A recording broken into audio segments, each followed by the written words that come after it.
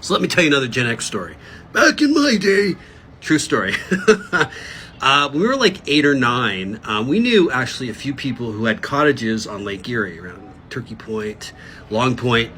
Because in those days, we were working class people. Both my parents worked in steel. Most of the people we knew worked in steel or offshoots of that in fabrication plants or whatever.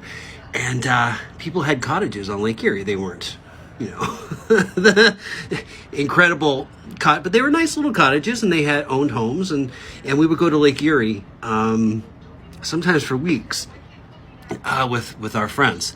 We never had a cottage. We were camping people. We had a trailer. But I would go to friends' cottages, and 8, 9, 10 years old, and ask me how many times, I'm not lying, that an adult came with us when we swam in a lake. Want to take a guess how many times they came with us? 0. Zippo. Never. Parents never came to watch us swim in a lake. They just expected us, I don't know, now I'm not saying this is right, and I'll tell you, some people didn't get out of this, the 70s, and so I'm not saying it was right.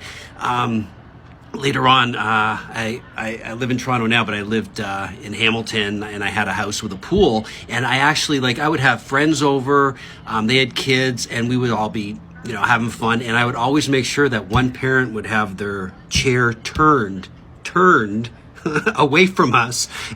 The other adults turned, watching the kids in the pool. I just make sure nothing happened, because I can tell you it happened like that.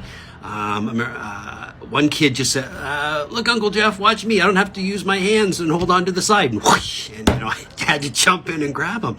And so it's I'm not saying this was right, but I'm saying this is what happened. Never. No one watched us. There was maybe older kids that kind of watched out for the younger kids. We would just take an inner tube and go. We kind of knew how far to walk out. But yeah, that is what growing up in the 70s was like.